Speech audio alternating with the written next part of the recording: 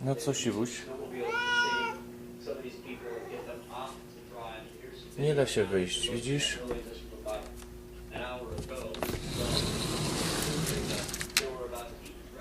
Nie da się wyjść, no. No wychodź. Wychodź. No idź, otwarte drzwi są. No.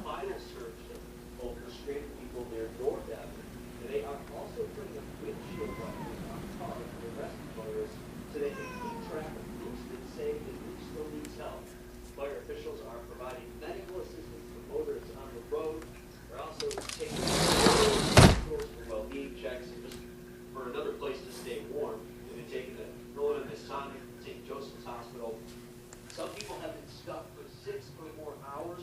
They are running out of gas, and we're going to listen to some people right now, like we just talked to. You'll hear from them right now, and they just got out of Lake Shore Drive and were trapped. Here's a listen.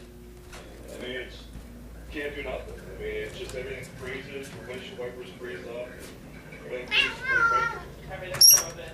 Everything's moving. I mean, it's just like, it's bad. Oh my gosh. I mean, everything that they... We just went, okay? Nie można otworzyć. Video.